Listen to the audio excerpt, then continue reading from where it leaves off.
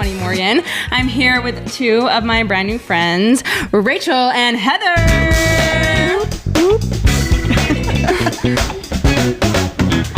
I told them that there was, sound effects, but I didn't tell them that I'm actually a game show host. I'm just Favorite, let's go. Didn't see that one coming. Welcome, beautiful women, to, as they have just now coined, the Pod Loft. Welcome to the podcast in my loft vibes. So, again, welcome so much to the ADHD. Sorry, guys. We're here to have fun. No, we are here to have Sit fun. back on my $50 couch. It's good vibes. City grows up. Well, basically, I met both of these amazing women at an event I was invited to. Shout out to Ashley Hunt. I love you, girl. And it was so fun. And I've been itching to get them on the podcast. So I'm so happy you guys are here. Thank you so much for coming. But let's get into introductions a little bit. If you just want to say who you are, what you do, and a fun fact about yourself. Well, first off, thank you for having us on here. We're super excited. My name is Rachel Watson. I am the general manager at Keller Williams Realty, which is a real estate company here in Springfield. I'm licensed, but my main role is to help our agents through coaching, growing their business, and more of our leadership team and the training side of it too. Fun fact about myself. This is my least favorite question. Oh no, this is my favorite one. That's so tough. Oh no, I wasn't prepared for this. I would probably say fun fact is that... Here, I'll go. Okay, and great, then you'll, great. Because I'm goofy. Okay. Okay, so Oh, no. I recently posted a reel with Hannah from our last podcast, and I said, you're talking about looking ugly in high school, and I was like, because she's like, and I said, girl, don't, because she's like, oh, you're so cool, and I was like, girl, I was literally the lead boy character in my school play. Now that's talent. And then I posted the picture on the story. So that's my fun fact, is I actually dabbled in theater. Sometimes I'm into it, and yeah, I played a guy role because he had more lines than any of the girl roles. So the equality, Shakespeare, get on it. More lines, I'll take it. There's more lines, I'll be there. Come on. Yeah, I still don't have a fun fact. I'm not interesting. You are interesting. Sorry. I'll probably come up with something later, maybe. Okay, Rachel's fire at pickleball. So, I am very competitive around pickleball. That's for sure. Yeah. Sorry. Yeah, she is. There you go. Yeah, to echo what she said, thanks for having us. Super happy to be here. So welcome. Thanks so for cool. being here. I'm Heather Esteban. I am a hairstylist. I've worked at Studio 417 here in town for 10 years. Yes, queen. That's right, girl. Doing the work, trying to. That's right. You guys need to get your hair done. Go to Heather. I'm your girl. In a new house. Yeah, there you Need a go. life coach. Go to Rachel. Hey. Can help you. We'll get you all set up. Period. And fun facts. Man, fun fact about me. I feel like we've been talking about it. But you pick though. No, I will. Right now, for the next few months, I get to say that I'm pregnant for the first time. We love a After pregnant queen. Several rounds of IVF, so that's my new fun fact forever, I guess. Yeah. Yeah. Forever. And you both just mentioned to me that, sorry, I'm moving the mic, it's fine. You both just mentioned to me that's National IVF Day today, Yeah, right? it is. Okay, well, we need to the queens going through IVF. We see you and we support you. Love It's it. a safe space for you. Love it. Very cool, very cool. Well, getting back into why you guys are here, obviously you're both very cool, so we could always have you here without necessarily what we're going to talk about, but it's cool. But we are going to talk about this. I went to this event, but I'd met Rachel previously, and we talked about it a little bit, but then going to the event was so amazing, and I loved it, and I cannot wait for the future ones. And so let's get into the Flourishing Female and awesome. everything that it is and how it was really created. Yeah. So I would say about 2 years ago, I had this thought on my mind of it would be fun 5 years plus from now to create some sort of women's community. Fast forward to October of last year, I went to my church and they had a special speaker on there, Liz Bohannon. She's the founder of Seiko Designs, and she spoke on loneliness. And she gave some really interesting facts, like the Surgeon General put out this 80-page report and said 2/3 of Americans are lonely. And only 12% of people will ever admit that they're lonely. And in that, she was talking about we all went through this pandemic where it became convenient that we could isolate ourselves. We have Target Pickup, we have Uber, we have DoorDash. We don't have to go around people if we don't want to. That's good. That's good. And so after going through that, in that sermon, she had also said, if you're wanting community, you have to be the first one to speak up and share that you feel lonely and let others come forward, or else nothing will ever happen. And so after church that day, I went home and I was like, okay, I feel this, I'm feeling lonely. And not in a sense of like, I don't have friends. I have friends, but just like needing connection. Yeah. Being able to pull back the mask and say, this is who I am. This is what I'm struggling with. And I just need people to see me as who I am. So I shot this video on Facebook saying, hey, my name is Rachel. I'm feeling lonely. I would love to have women around my world that just crave that same thing. Which, a quick pause in your story real fast, what I find interesting is just in our conversation, you mentioned you already have friends and you're married. Yeah. And yet you still feel this level of loneliness where it's like, I want to be around like-minded women and that kind of thing. But go back to what you're saying. Pause. It's a feeling that like a lot of people feel, right? Just because I'm married, just because I work at a place and I'm going somewhere and I have friends, you can still not have those deep connections and conversations. And so in that video, I said, hey, I would love to do a pop-up. Like, if anybody would like to come, please, this is the time. And it'd be on Wednesday. That first night, we had 27 women show up. Wow. And 15 that said, hey, I would love to be there, but I can't. And it was one of those feelings of, oh my goodness, how cool is this? Like, and it was also so surreal because so many women felt that way. And they felt confident and safe that they could come there and be there in front of everyone. And it was like ages 25 to 55. Yes. It was awesome. Yeah. Well, that was one of the things about the event that I went to with you guys. We had a pickleball event at a country club, and it was like a little tournament thing. It was so fun, and it reminded me of when I was a freshman in like launch week, because you're around so many girls, and you're so like, yes, queen. Like, we're vibing out with like the 6-year-old lady. She's like, please save my son. And I'm like, oh my god, like, but then I'm like friends with like this 18-year-old girl, and then like everyone 35. Like, we're all just having so much fun because that was the point, you know. And man, I loved that. When you want everyone around you to win, you know, and so A+ because you created a great environment. And so after the event ended, it was like, okay, there's power to this. Let's do this. And so I went home and I was just messaging all the girls, thank you so much for being there. And one of the things I thought about is like, just like we're building this women's community, there's no way I could do this on my own, right? Yeah. And the best things in life are always done with people. And so I reached out to Heather, which Heather and I have known each other for like 10 years at this point now. Yeah. She was my hairstylist. I was like, chop all my hair off. I don't want it. And she's like, okay, you're kind of strange. And then we became really good friends. So then I was like, hey, I would love for you to be a part of it. Her and I had already kind of talked that she was kind of liking and wanting to be a part of that. And then I reached out to my friend from high school and I was like, hey, love you to be a part of this. And then my sister-in-law would please be here. Yeah. And so they were like, yep, let's do it. And so we've been meeting ever since. And since then we've had 1 to 2 events every month. And we've had over 200 women come to our events. And we're just meeting other women in the community. So powerful. Snaps to that. So good. So good. And what's so crazy is I'm sitting here, you know, thinking like, wow, you've been doing this for years. And you guys just let me know that you just started in October. Yeah, it was October last year. Our first birthday will be October 18th of this year. Oh my gosh, so exciting. We need a big summer blowout. Oh, yeah, that's right. Already planning it. Yep. Oh, I love it. I love it. And so the friends you just mentioned, is that essentially like the leadership team, like the board members kind of thing? Yeah, so it's our Flourishing Female team. So it's Heather and then Audrey Watson, who's my sister-in-law, and then Sam Clark, who's a part of it too. Very cool. Yeah. And then, so commitment-wise, like obviously you mentioned you're pregnant and like you guys are married and you also work full-time. So how does that incorporate into your life? Like how does, you know, do you meet once a week? Is it virtual? Is it in person? Is that also part of your community? Like what does that look like? Yeah, we have the thing we use the most is our group text, of course. Of course. Because we all are, like Audrey has 2 beautiful children. The rest, we all have full-time jobs, full-time spouses, partners, you know, that kind of thing. So we do try to meet, you know, I would say at least twice a month. Right, bi-monthly. Yeah. But I think it's just a combination of passion and some type A personalities, just getting it done. For you know? Sure. I'm telling you. Type A for sure. Type A's are the operation managers, baby. I know.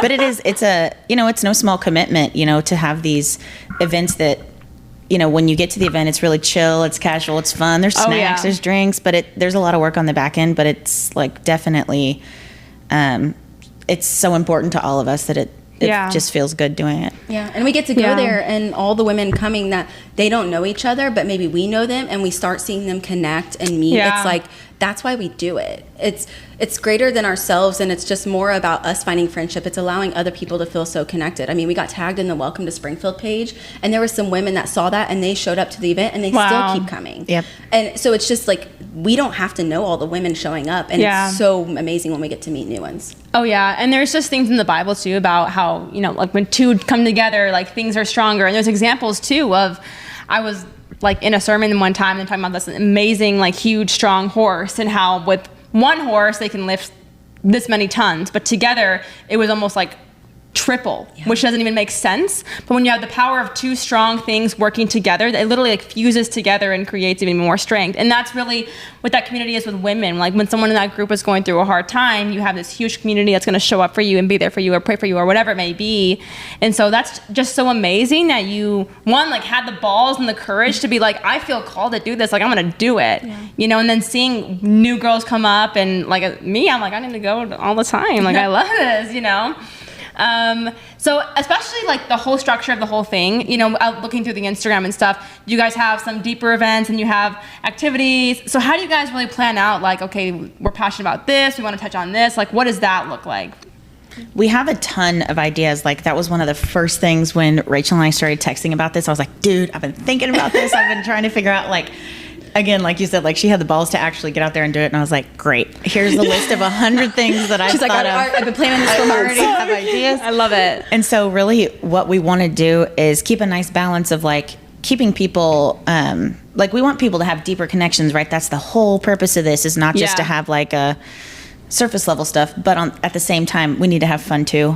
And that's a great way to get new members in. And so we do try to keep a nice balance of like an every other or every third, have a, you know, just try to keep the fun going, but have definitely those underlying deeper connections at all of our events, really. Yeah. And the social events are ways for us to reach more people, because if we said every event was very intimate and we were going to have deep conversations, it may turn some people away because they're like, I'm not ready for that and I don't know who y'all are. And so our social events, like when we did the Galentine's event at Maxon's, or we did the Casa event, or we did the pickleball, that's a way to reach so many women, and it just breaks down the barrier for them to come in the first time, and it makes them excited, and we get to meet them and we'll be like, hey, come to this next one. And whether the next one is more of an intimate conversation where we're talking about like our challenges or what we're going through, or maybe it's the mental health conversation, that was the most moving conversation we have had.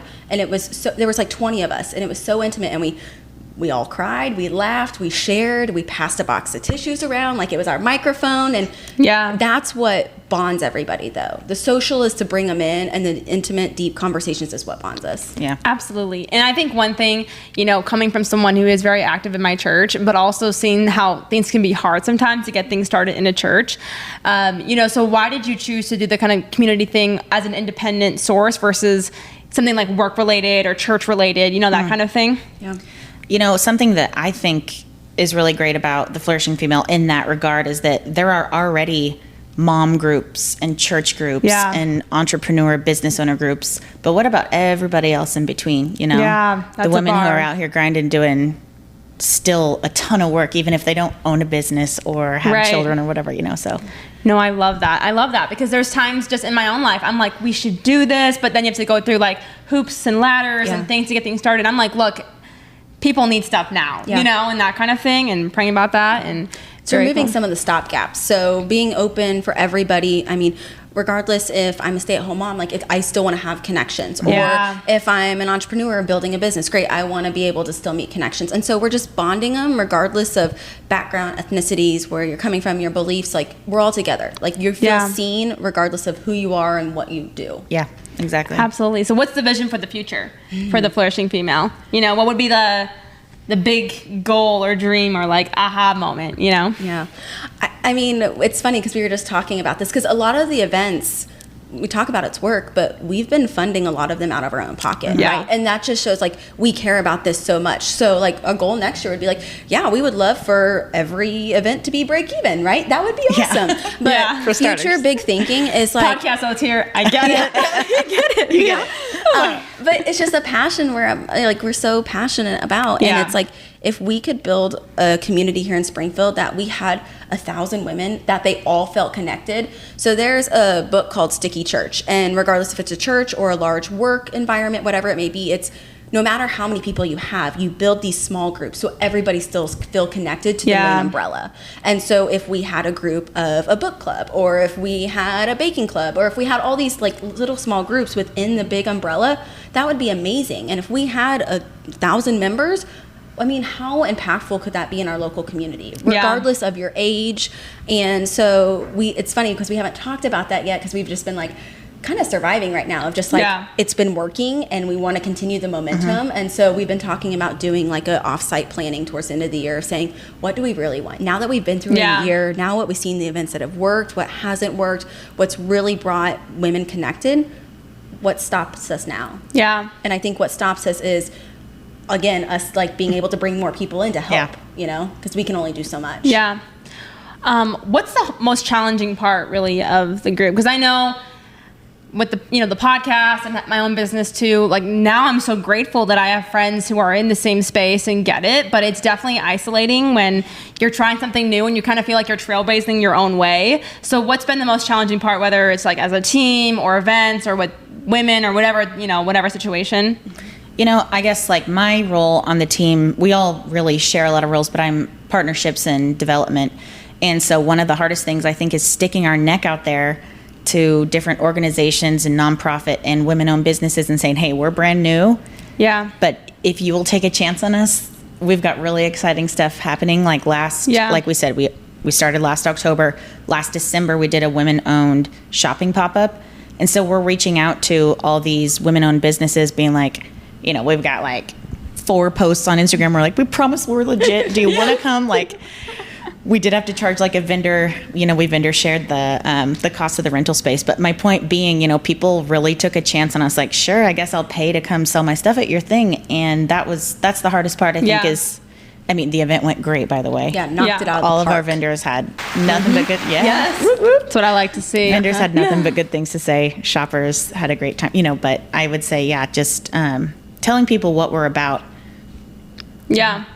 Yeah, I think the hardest thing for me personally is life, right? Like right now, this is truly a passion and a purpose that we are called to do, yet it's not dollar producing. And it doesn't have to be, yet life is so busy, right? We all have to make money at a certain point to be able to pay our bills, to live the life we want to live. And so sometimes we get pulled in these other directions, or, life and family things pop up. And so just making sure that we still have time for this one thing, it's been hard. And being able to balance it all, yet at the end of the day, what my husband and I talk about all the time is, I am okay making less money because I truly believe in this, right? I would rather give more time to this.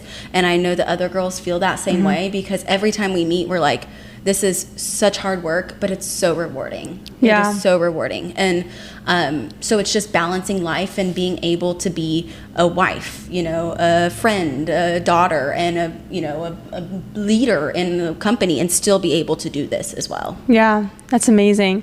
Have you ever been in a situation where a woman has maybe opened up about something that maybe needed to involve, other help or nonprofits, or, if it was like abuse or something that like needed to involve, I don't know, like a cop, or it's a dangerous situation? Any encounter like that?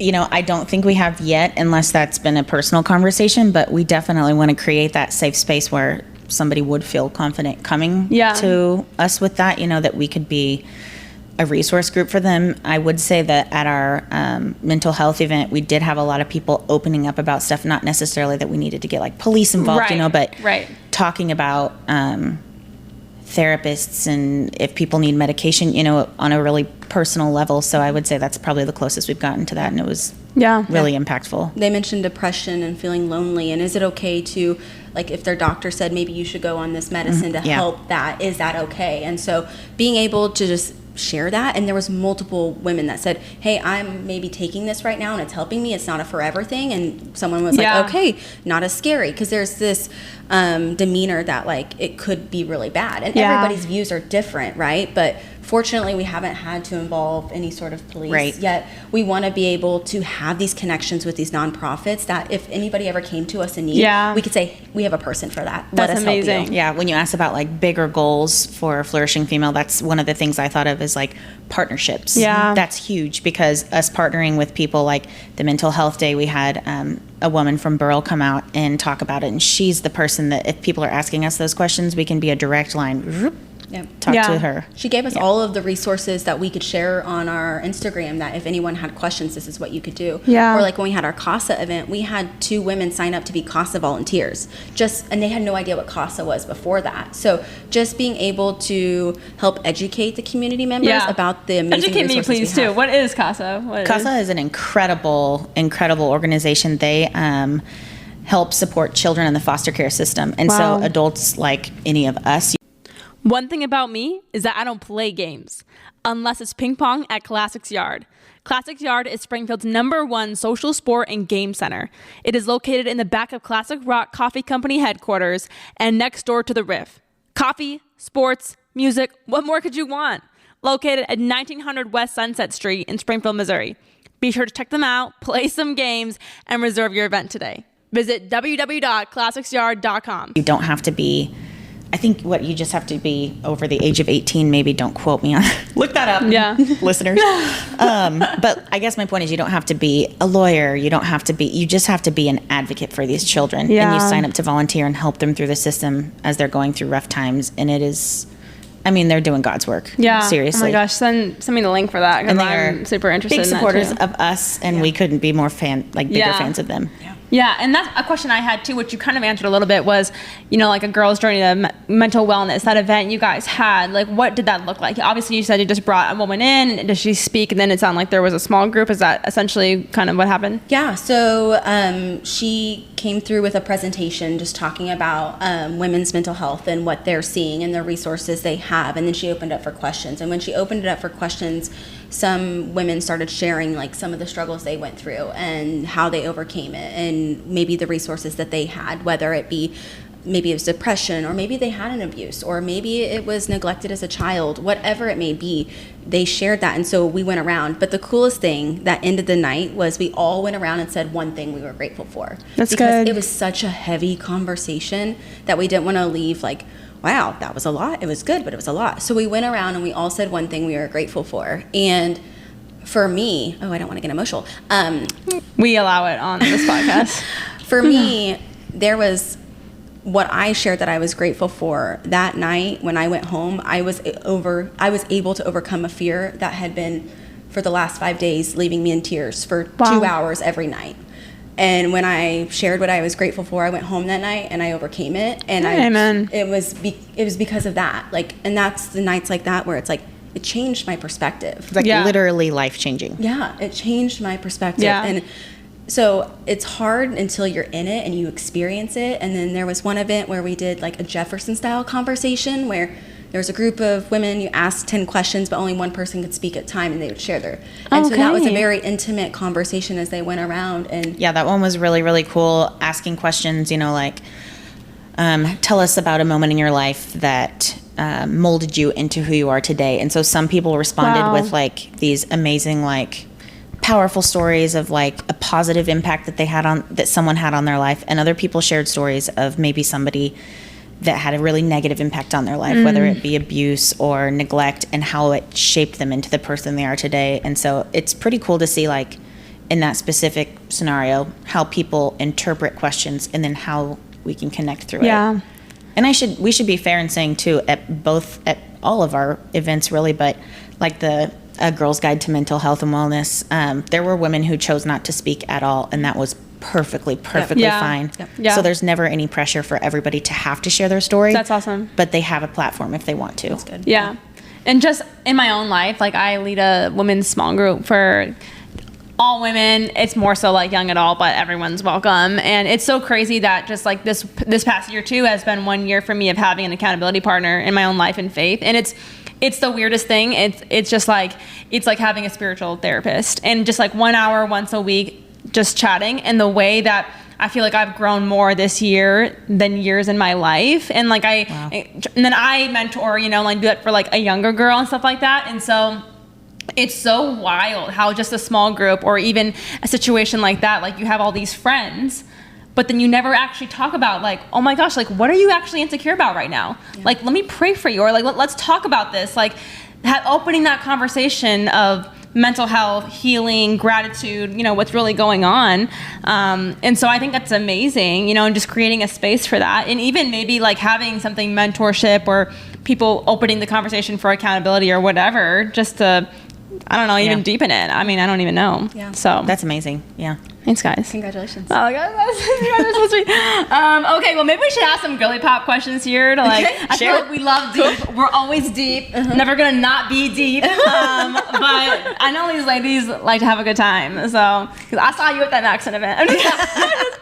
We had a good time. It was a good time. Obviously, Twisters right now. The movie is out. I'm not a Glenn Powell girly. I'm probably a hater. I feel like anything that's like trending and popular, I'm like Taylor Swift. Like I'm so bad. I'm such a Miley stan. I don't know. I know. Everyone like I probably like get canceled for everything. But since everything's popular right now, Travis Kelce or Glenn Powell? I feel like I have to say Travis Kelce. She's a huge Swiftie. I'm a huge like. Oh, okay. Like we said, we're 31. We grew up. Don't worry. No, that's the one thing I've told people that I'm like, I love her. I can't quit her. We grew up with her. We're like the same age as her. I've been right. I liked her before everybody else did. Can I say that? Like, that's a hill she will die on. That is a hill I will die on. So 100%. And I'm a Chiefs fan. I'm born and raised in Kansas. Okay, and I'm Chiefs Green Bay, Missouri, whatever, you know. But you know, I'm from Green Bay, so I'm a Packer fan through and through. Like, and I'll still like you for that. Yeah, I still like you too. You know, I'm like, you know, you're so cute. Like, you're not the Chiefs. You just like them. Like, That's right. Oh man! So this may be what my fun fact is. I have probably seen. Bring it back. Bring it back. You brought it back because don't hate me, y'all, but I don't know who Glenn Powell is. Okay, no one's gonna hate you. Yeah. I've probably watched 10 movies in my life. That's okay. I hardly have seen any movies. I've seen Twister though, the original. You're so cute that you didn't even say anything earlier. I was just like, she has never seen a popular movie. Yeah, there's probably not a lot of movies. Okay. And so I would have to say Travis Kelce then by default. But I'm a Chiefs fan if that helps. But no, I haven't hardly seen any movies. Yeah, honestly, dude, that's totally your fun fact. Different either. No, I'm not a movie girl either, and it's the weirdest thing. I go to Connect Church, but I actually went to Life Church this past week on a Saturday night because my friend wanted to go, and like we don't have Saturday service, and they played like the movie clips. They basically so people in Wisconsin are not going to know this. So basically, they play like clips of a movie, and then they give like the spark notes of a sermon, and they kind of merge it, which is so weird. Like I used to never cry in movies. Now 25, I cried 3 times in the George Foreman movie. But they clipped that movie to make it like 20 minutes. Oh my gosh, I loved it. Yeah. I was like, I'll watch every movie if they clip it into 20 minutes and give me the sparks notes. Like I don't have the mental capacity to like. I just get so bored during movies. That's why I love TV shows. Yeah. And so I don't know. I'm a huge movie girl. Are you? I can watch like 9 hours straight of movies. Yeah, and people say quotes to me all the time. I'm like, what? And they're like, it's a movie. I'm like, nope, not for me. Yeah, I'm like 9 hours straight of Gossip Girl, The Office. I can quote everything Michael Scott says. Yes. Like, don't even, yes. Yeah, but I'm like, obviously. The Hobbit. I watched No. Yes. I'm like, please give it to me. Fantasy movies. No, I'm nerdy, sorry. quote unquote. I think it's cool, but okay. Yeah. What about books? Are you guys into reading books or anything, or big time? Okay, I see this. Okay, you would love so many of my friends because I feel like they're so into all that stuff. Very cool. Yeah, okay, you read too. Yeah, I'm a big like mystery thriller kind of girl. Okay. So what are you guys reading? Like name drop. So Frida McFadden, any of her books, big fan of that. But I also like more story books that are more leadership based as well. Okay. So anything like John Gordon, Patrick Lencioni, like all those kind of books. Yeah. Those are my favorite. They have to have a story though. Okay. Or else I won't read. You don't like nonfiction at all? It depends on what it would be, I guess. So maybe. She's like, when I read one, I'll tell you. Yeah. Like I loved like Steve Jobs' book about him. That was cool to learn about him. I read that too. Yeah, I like that. But for the most part, probably not. Okay. And fantasy, no. I'm sorry. You can't. Yeah. I get it. All over the place. I love fantasy. Okay. I love like thriller, true crime, like any of that kind of stuff. Kristen Hanna's one of my favorite authors too, and I love like The Great Alone and The Nightingale. But I just finished one book called The Big Swiss. Big fantasy girl. I love Fourth Wing. It's another one of those like, I'd like to say I don't like trendy things, but everything I'm saying on this podcast is like super trendy. I know, I like it. and I love it. So yeah. Hey, that's me. If you're gonna be about it, be about it. That's what I'm saying. That's my whole thing. Like, own it. Stand on business about it. You know. Yep. Because I feel like I'm with that. My outfit style, like my coworkers, well, whatever. I'm so Morgan. Like, sorry. I'm always like, this is gonna air. Like, no, but like people in my life will be like, wow, I like your work style, and I'm like, you don't even understand. Like my outfit inspo is like 70s grandpa that went to like Mizzou. I'll go to like a football game and I'm like, oh my gosh, that outfit is so awesome. Like, I just want to be like, dog, like how much for the puffer jacket? Like, that's cool. He's like 70 or 85 years old. Sorry, so but it works on you. That's my outfit inspo. I don't know what your guys is. Yeah. I feel like, again, I'm like all over the place. I feel like I have a lot of different levels of interest in a lot of different things. Yeah. I wish I was an aesthetic girl. Get out of here. Your outfit is so cute. Are you kidding me? Thanks. Super cute. I have one friend, she has a Pinterest board for everything, all of her outfits. You know, if she's going on a trip, Pinterest board. I wish I was that, not me. I'm just like, you don't have to be. Yeah. It's typically a lot of my wardrobe is like black or neutral color. I love that. Yeah. I love it. Well, okay, so I do have a question here is, you know, you're talking about like mentorship and like women and all this stuff. And so, especially being 25 out here, and I'm chilling, but I feel like there's a lot of like societal pressures and stuff like that. And especially mentioning COVID, like dating is so bad. Like in Gen Z, like it is so bad. And there's so many reasons. I mean, there's things where girls are really in their bag and there's guys that are like that, but also I feel like a lot of guys sometimes have brought less to the table and they're so afraid of rejection these days, which is probably because of how remote everything is.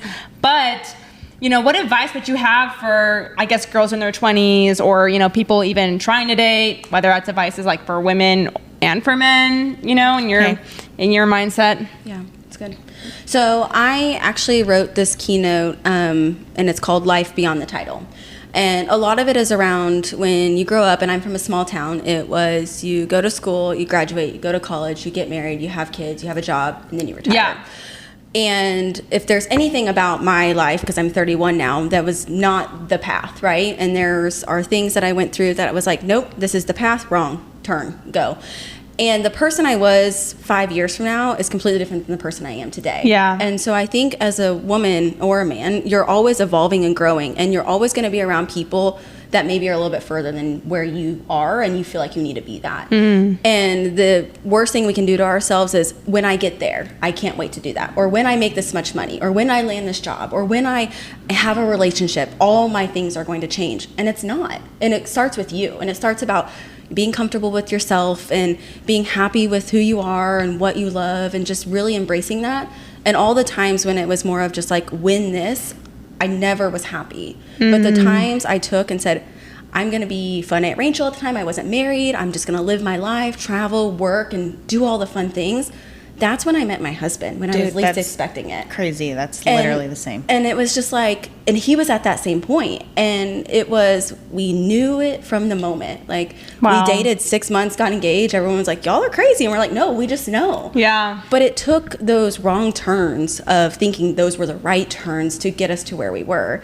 And the moment I stopped putting those pressures on myself to be at this level or to be this person, everything else changed. It's easier said than done, right? Because social media is a highlight reel all the time. Someone's going to be better than you or do something that you want. Yet, just know what makes you happy. And just, if you have to remove the noise, because no one else is going to make you happy the way you can. That's good.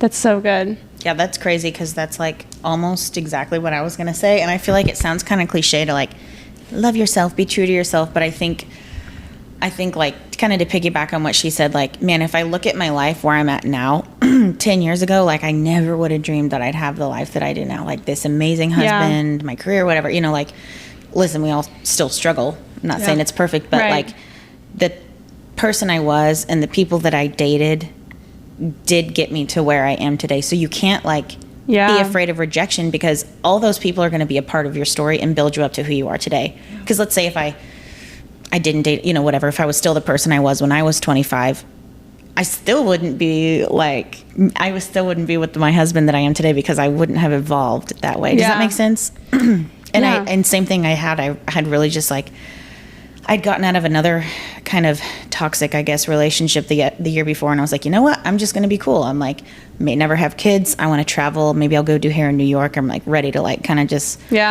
blow the top off this thing. And so that is like seriously when I met my husband, because I wasn't looking for him. Yeah. And it was like kind of instant too.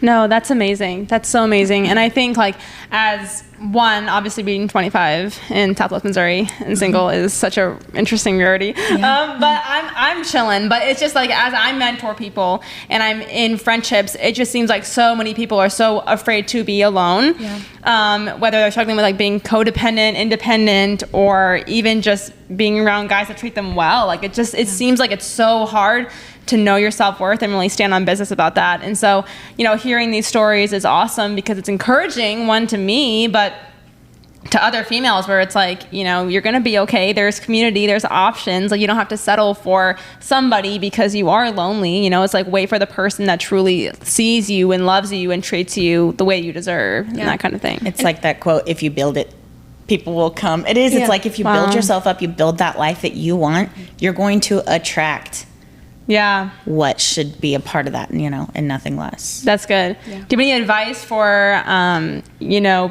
the younger people where it's like, hey, maybe you're in high school and you're struggling, maybe you are in your early 20s, or maybe you're honestly in your 40s, whatever it is, and they're just in that mindset of like, I don't know, I feel lonely, or, I'm struggling in my singleness, or whatever it may be. Yeah, I think my biggest piece of advice is you always have the opportunity to change your environment. That's good. It's the power that you get to choose. And if you don't hold on to that power, then you're powerless and everything else is going to control you. So if you don't like the friend group you're around, change it. Right? You have the opportunity. It's the sum of the 5 people that you're around. So if the 5 people that you're around the most are bringing you down, find another 5 people that lift you up. If you're looking at dating, which I don't envy the dating world right now, because I think that it's become very quick, fast, finger slip, swipe, swipe right to get the satisfaction, scroll, and immediate, this person liked my photo. I don't envy that. Yet just there are people out there that are not around that. So change your environment. Maybe you're like, I want to move. Go experience life. Yeah. You'll never get those years back where you have to, if you start a job and you're really kind of more stuck to a location. So go live it. And that's where I think everyone has the power to choose. And the quickest way to get out of that is choosing that you get to make the best day. And so one of my favorite songs is Good Day by Forrest Frank. And it's it's about having a good day. I'm gonna have a good day. Exactly. Good day. So starting that every morning, playing that song.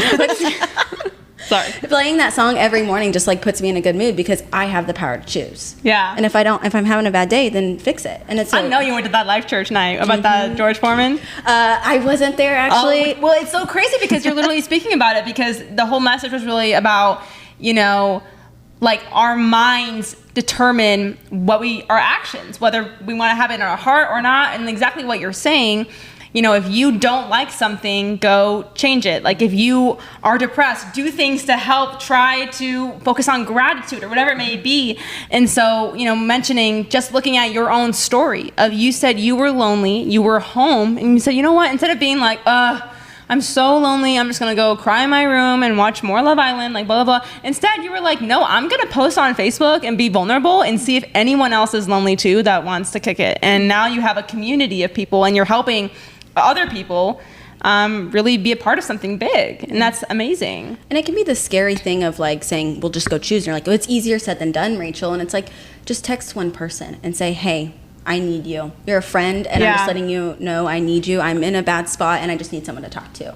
Just taking that first step. It doesn't have to be something super public, but just something that you can start communicating how you're feeling. Because if you can't communicate it, no one else may know. Yeah. Some of the most depressed people I know have this persona that everything is going perfect in their life. You see them, they have this big smile. You say, hey, how are you doing? I'm great. How are you? But they're struggling with so much. Oh, yeah. And so it just takes that first step of just saying, hey, I'm not okay. And anytime that someone says that to me, I'm like, thank you. Thank you for sharing that. I would never judge somebody because I'm in that same spot too. Yeah. Yeah. Man, I wish there was something like this for men as well. I feel like I know some guys in town that I know of, like a single dads group kind of thing, or like other things, but just this conversation of what you're saying, like I feel like it is so hard for men to really kind of like, I feel like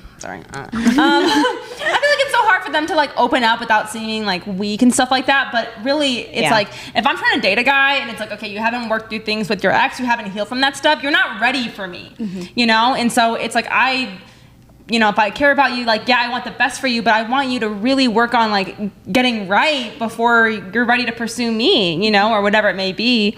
And so I don't know. I feel like there's such a thing going on with men right now in that kind of space, but really like us as women trying to help empower men to be as confident as they can be, to be like the man that we need them to be, you know, that kind of thing. Yeah, we're all human. Like we all need it. We all need it. For sure. Yeah. I think our husbands have become a lot more closer. Just like they see the impact of Flourishing Female, and like now they'll go out and golf and they'll have like these serious life conversations when they're golfing, and it's so cool to see that developing. Yeah. That men can also take off this like mask and saying, you know, this is what we're struggling with, or how can we talk about this and just help each other. And so I feel like the golf time is like their therapy. Yeah, they're like, well, we're gonna do something if you guys are all doing something. We're like, yes, you should. Yeah, please do it. Please, be home by 9. Yeah, go for it. We're doing feed yourself. Yeah, feed yourself. That's funny. So touching on just like the one mental event you guys did, what are some of the deeper events you guys have done, and also more like the activity-based kind of thing? Just like a few examples. Yeah. A few examples of some of the deeper one, like you said, the mental health one, the one we mentioned earlier, like the Jefferson dinner one. The very first one where Rachel just kind of like cut herself open and let it all spill out in front of everybody, and then people started spilling back. Yeah. I mean, that was literally the first day.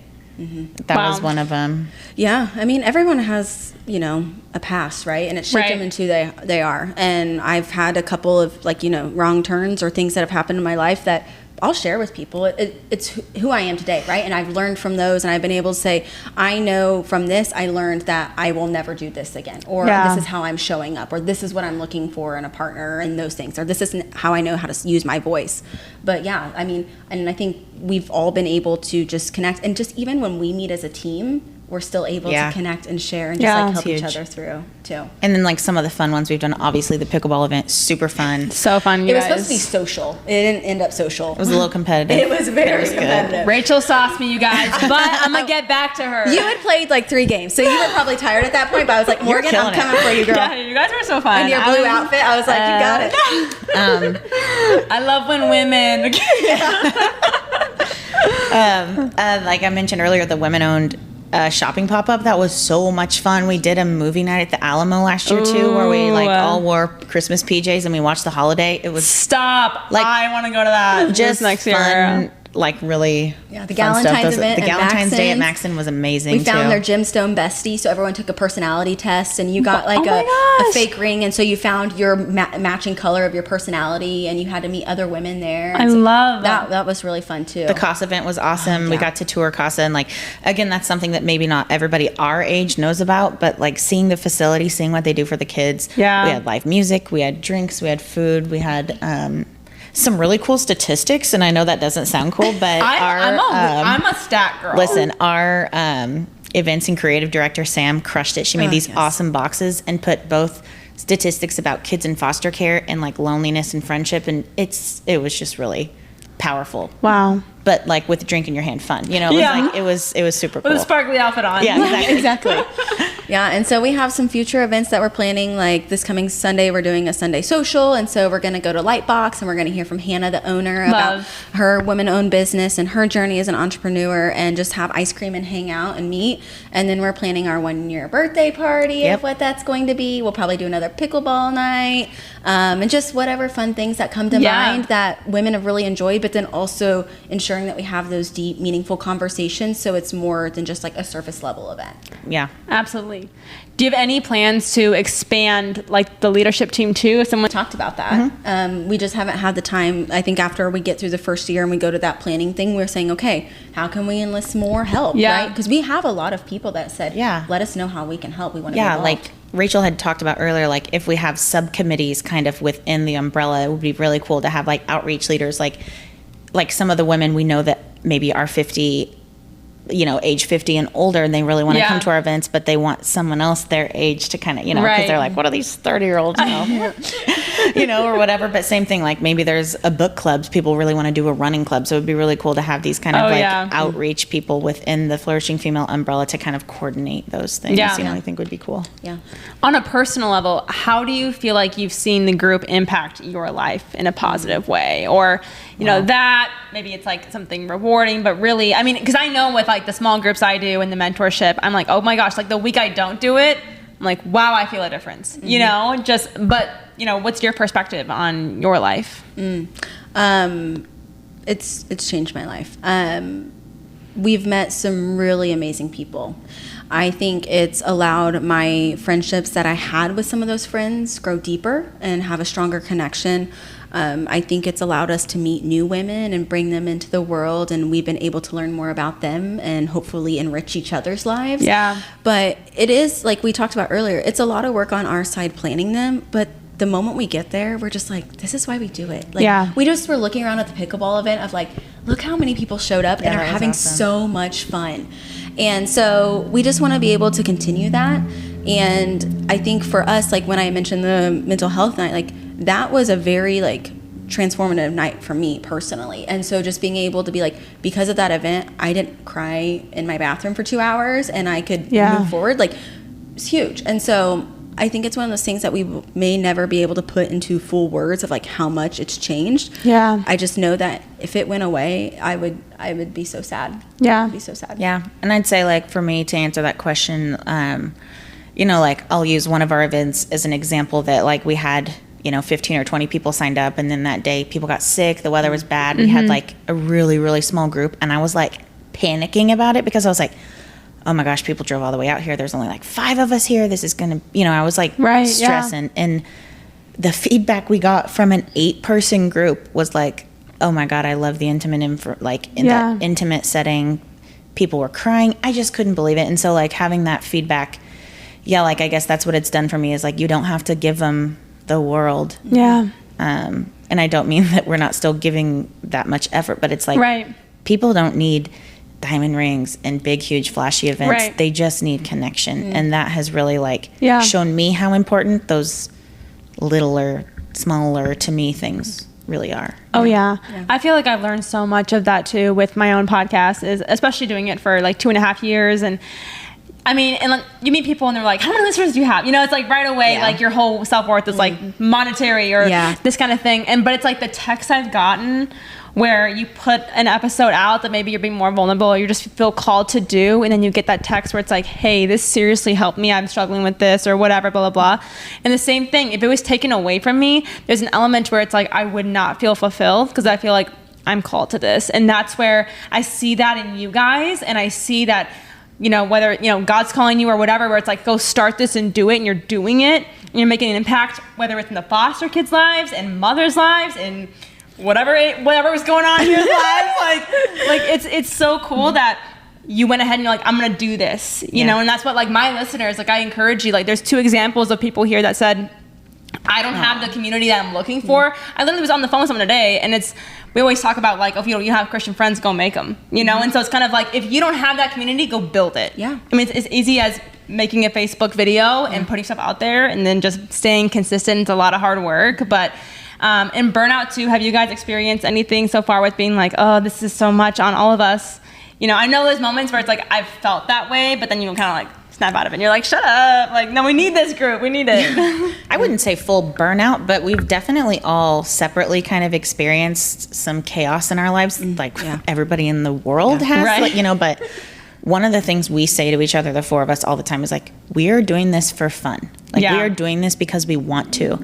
So if you're having a bad night and you need to bow out, get on out of here. This is not important. Like if you can be here, sure, great. But we don't put a lot of pressure on each other. We really try to lift each other up in that support. So we've all experienced, I think, moments, but because we kind of help catch each other on the way down, we come right back up. Yeah, and that's the purpose of the community, right? Yeah.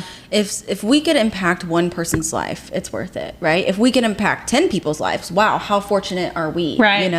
And so we've been able to see that it's like, because of this, we've been able to bring people together. And I just, it's one of those things that it's like, if we never made $1, right? If we still spent money on all this, it's still worth it. Yeah. Still worth it. I mean, even like this, not to be corny, but even you asking us to come on this podcast is feedback to us that like something we're doing is making a difference. And we know it's making a difference to us, but we don't know unless people tell us. And so when people give us feedback on that, it's like, you know, not necessarily, I guess it's a little bit self-serving because it's kind of like a pat on the back, but at this, really, it shows us all the work we've done. And it feels like reassurance that you're supposed to be doing this, right, you know? Exactly. Because it's like the weirdest thing. Like when someone asks me to go on their podcast, I get like so giddy and excited and nervous. But then when I do my own, I'm like, why don't I feel this way? You know? Because I'm like, to me, it's like routine, you know, you do this, but then like sometimes it's like, no, you're actually doing something very cool and important, and you need to value this. And so if I'm the person where it's like, no, keep this going because I love it and you're making a difference. Like my podcast is about hope and things that are fulfilling and like bringing life and bringing, you know, great things. And so I don't know, immediately when I went to that event, I was like, you guys got to get on. So even if it's just me being like, oh my gosh, in the stand with the sign. Watching you dance at the pickleball event, we're like, we need to do it at all of our events. Exactly. I do be dancing. No, you guys keep it going. You know what I'm saying? Because I know before I had any other podcast friends, I got in that mindset of like, should I be doing this? You know, is anyone even caring or listening? And it's like, just because you're the only one right now doing something like this, oh man, like what happens when it's your 2 year, you know? Right. I mean, very exciting. Yeah. It's been a really exciting, you know, whatever, 10, however many months it's been. Like, but it's like we got that immediate feedback. And so we just want to, it counts. Every little thing that someone says, like, I really enjoyed that event. It makes a huge difference to us. Yeah. Well, and really too, even with the podcast, it's like, if you can make an impact, like you said, in one life, like there could be one person who is like contemplating suicide and they come to an event and they're like, no, you know what? I met people. I feel peace. I feel this, you know, whatever it is, it's a win. It's a win, you know? And so I don't know, definitely encourage you guys because you're doing amazing things and I hope you don't ever stop. Thank you. Thanks. Thank you. So we hope we don't ever stop too. So we're coming to a close here.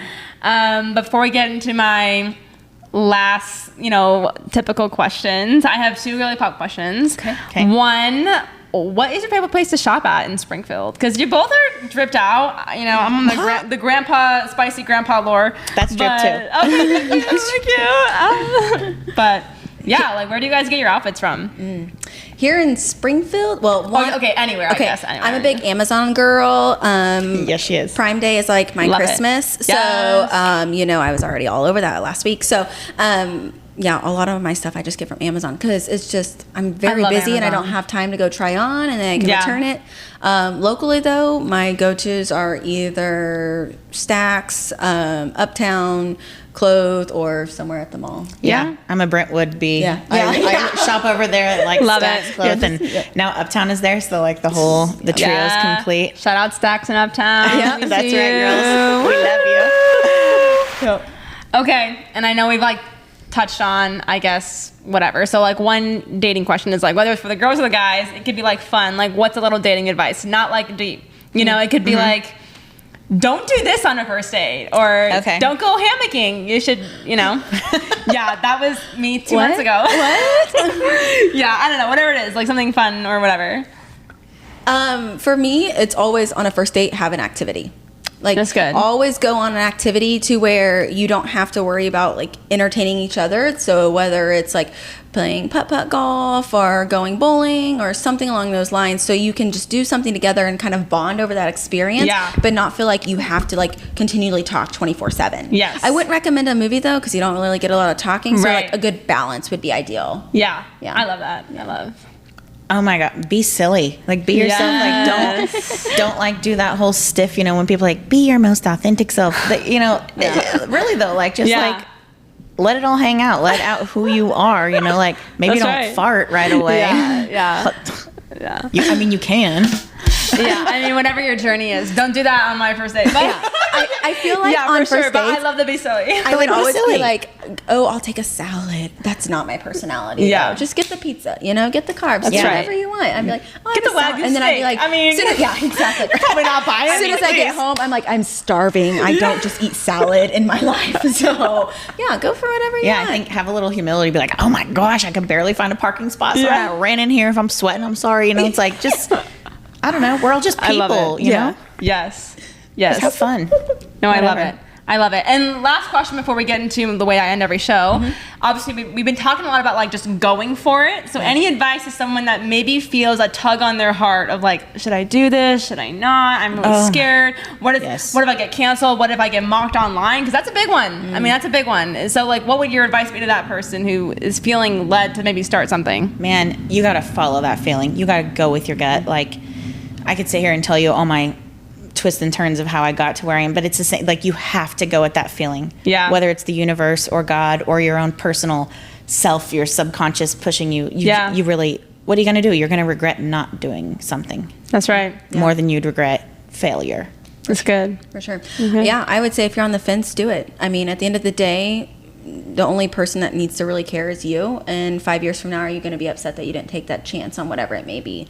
So whether it's changing jobs or traveling or a relationship, whatever it could be, just like go for it. I think the thing that helped me in some of mine was I had a therapist. So for me, it was, and I still have a therapist, but it's a third party person that I could talk and share, and she could give me a real non-objective viewpoint of that. And so it helped me balance that. So just maybe find somebody that you respect, and it doesn't have to be a close friend, but somebody you can go and you can bounce ideas off of, that you want to hear their opinion, and they can maybe kind of give you the good, the bad, the ugly of what that thought is. Yeah. And then help build your confidence up to just go do it. Because at the end of the day, like, you just do it. Yeah, you can ask yourself, is this going to harm myself or another person? If the answer is no, then go for it. Yeah, it's good. That's good. That's so good, ladies. Well, as we end every show, favorite song, favorite quote, and what do you want your legacy to be? Oh my gosh, I have to look up the song that I've been listening to. So you go first. So favorite song, I told you every morning, good day, Forrest Frank. Love just it, start that day love off. it. Starts So a nice good. little jam. I think a big thing for me is it's a legacy, but also just like a quote. It's like designing a world where every woman feels seen, heard, and supported. Like that's a big. But for me, like my mission is to be able to create a life that's a legacy beyond like myself, and it's for my future family. Whether it be helping people start a business, whether them being able to go out and they build wealth for their family, or helping educate and just giving them the push that they need to take that chance on whatever life would be. So really, it's just being able to be that cheerleader for anybody that needs it, and just saying like, you are here, you are seen, you're supported, I hear you, just let us know what we can do to help you. That's so good. That's so good. My favorite song right now is Trippy Land by Juicy J. Okay. I listened to it. Woo! I didn't even know the name of it because I just have it like on my Spotify. I'm like, play every day. Yeah. Man, the best advice I'd get, it's going to kind of start off weird, so bear with me here. That's okay. But I'm here for a roller coaster ride. My therapist told me this one time. She was like, no one gives a crap about you. And I'm like, what? And she's like, no, think about it. Like, no one's thinking about you or worrying about you as much as you think. Yep. You walk into a room and you know, let's say you go to a wedding or prom or something and you're so worried about your outfit. You spent hours getting it. So did everybody else. Like everybody, we're all, I've said it several times on this podcast, like we're all human. We all have the same feelings. And so get out of your own head. If someone's looking at you, they might be like, oh my gosh, where'd she get that outfit? She's so cute. Crap. And they're rolling their eyes. It's because they're thinking like, she got it going on. When in our heads, we're thinking, oh my gosh, they're just like, they're judging me. No. Yeah. People are judging themselves, which we shouldn't. But, you know, it's like, you know, no one gives a crap about you. Just do your thing. Keep moving forward. No, that's good. And legacy? Legacy I want to leave on the world? Yeah. Oh my gosh. Man, that is a hard one. I've never thought about that in my life. I guess I want to leave a legacy of like impact, like something silly. This is a silly thing, but I do hair. I quote unquote, you know, I say like I just do hair, but something I really try to do with my clients is have like way more impact than just, I want them to sit in my chair because they like me and the, you know, leaving a mark on somebody in a positive way. That's what I hope my legacy is. Fully. That's amazing. That's amazing. Yeah, shoot. I guess I'll answer too. For Yeah, fun. we have to hear your I don't really response. know. I always choose mine for Can we ask you questions? Yeah, you want to ask me a question, or you can ask me a little. What's your legacy? Oh, my legacy? Oh, okay. I'm so caught off guard. No, I'm kidding. Yeah, well, I guess just to run through, I mean, I always pick mine like for the week. I'm listening to Forrest Frank a lot too. I'm trying to listen to more Christian music. I like him because it's kind of like vibey, but it is Christian and it's kind of like chill, happy vibes. So I guess the one low key, I don't know, I like that one. Quote. I've been big on gratitude recently. I just feel like my accountability partner kind of called me out and she was like, you could move anywhere you want, but you might not be content still because I don't know if that's what you're going for. And I was like, dagger.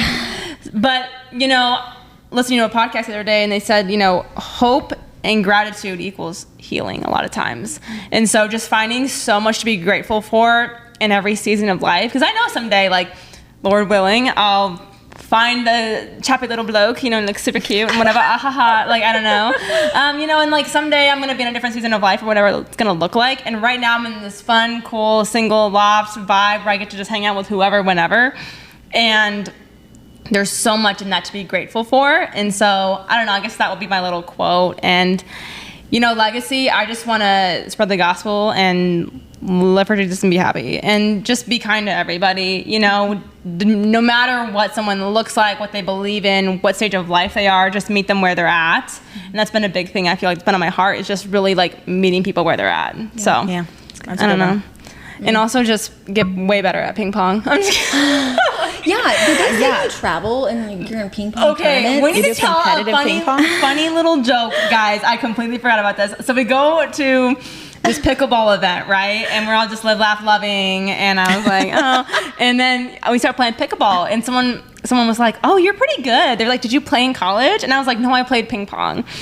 And next thing I know, I mean, it was just like at the lunch table at high school. Oh, yeah, it spread like wild. Everyone was like, oh, well, that girl like is a professional ping pong player. Yes, and I was like, what? I was telling, I'm like, did you hear that girl's a professional ping pong player? Well, and obviously how I view myself in the mirror every day is that way. And so why am I going to stop a rumor like that when I'm like, yeah, I mean, in certain areas, AKA my loft, that is what is true. Yeah, exactly. I mean, it was true on that pickleball court that It was night. so wild though. People were gassing me up and then I'm like, well, Rachel beat me, so. Again, you had 3 games ahead of time. But I was like, she's a little tired now. I can beat her. Let's go.